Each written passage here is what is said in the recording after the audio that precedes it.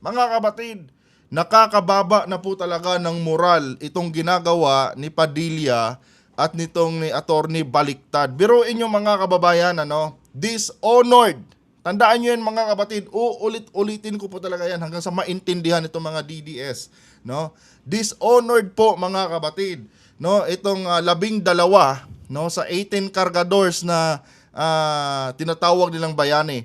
12 dito mga kababayan sa 18 cargadores, dishonored na mga Marines dahil sa korupsyon mga kababayan. And yet mga kabatid, itong si Padilla at itong si Attorney Baliktad mga kababayan ay itinuturing pang bayani, itong 18 cargador na ito. Mga kababayan, kung yung mga ganitong klaseng profile ng tao mga kabatid, lalo na't naging party pa naman ng sandatahang lakas ng ating bansa, dishonored na mga klaseng Marines, itinuturing na bayani nitong dalawang kupal na si Padilla at si Attorney Baliktad. Mga kabatid, ano pang moral ang meron ang ating bansa kung mismong mga kriminal na mga kababayan ang kinikilalang bayani nitong nila Robin Padilla? Di ba mga kabatid? Hindi ba nila naisip yun mga kababayan? Mga kriminal, gusto nilang or kinikilala nilang bayani mga kabatid. Etong mga kriminal na ito, kasi nga, di ba, kaya natin sila tinatawag na kriminal kasi nga mga kababayan, na-involve nga sila sa pagnanakaw sa kaban ng bayan. Etong mga kriminal na ito mga kababayan ay walang pinagkaiba ito doon mga kabatid sa sinasabing mga kriminal din na pinagurgor ni Duterte sa ilalim ng kanyang administrasyon. And yet mga kababayan, noong panahon ni Duterte mga kabatid, etong mga kriminal na sinasabi nila na hindi man lang nagkaroon ng conviction galing sa korte mga kabatid dahil wala nga due process. Sa ilalim ng panahon ni Digong mga kabatid, tuwang-tuwa. Kasama na itong sila Robin Padilla, tuwang-tuwa mga kababayan sa ginawa ni Duterte dito sa allegedly mga criminals mga kababayan na umabot po ng 30,000.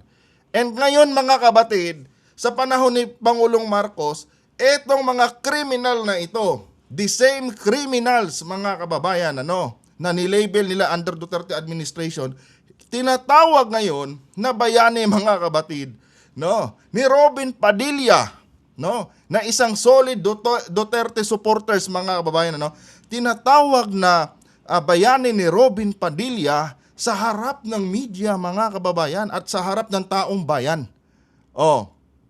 Saan na ang moral mo, Senator Robin Padilla? 'Di ba? Noong panahon ni Duterte, tuwang-tuwa ka, na pinagurgor ni Duterte yung allegedly criminals, dahil sabi ninyo, okay lang yan. At kini-question nyo pa nga yung mga sumisigaw dyan ng hustisya. Kini-question nyo pa na paano naman yung mga paano naman yung biktima ng mga criminals? 'Di ba? Paano naman yung mga biktima ng mga criminals na pinatay or pinaslang nitong mga tao na ito na pinagorgor ni Duterte? Sabi nyo pa nga noon bakit kayo mas concerned pa sa mga criminals? 'Di ba? Bakit hindi kayo concerned doon sa mga biktima? Ngayon Robin Padilla, ibabalik namin 'yan sa iyo. Paano naman yung taong bayan, na biktima ng korupsyon? 'Di ba?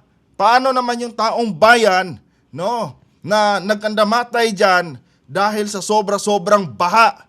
Dahil nga yung puon nitong kinikilala mong bayaning 18 cargadores, ibinulsa ang bilyon-bilyong pera galing sa kaban ng bayan.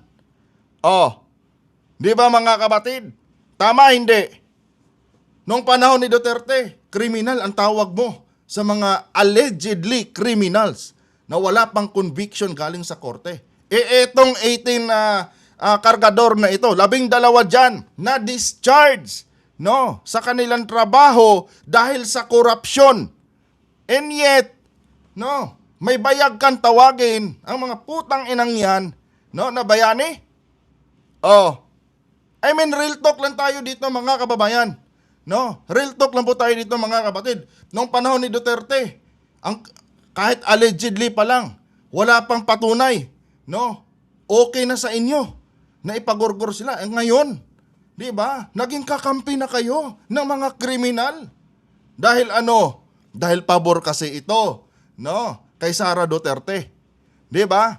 Tama ka kapatid na Delio Pasukin. Baliktad talaga ang utak mga kababayan, no? Nitong ni Robin Padilla. So for context mga kapatid, panoorin po natin itong balita galing po sa GMA News. Huwag kalimutan, i-like yung ating live stream mga kababayan para i-share pa po ni YouTube sa iba pang hindi pa nakakapanood.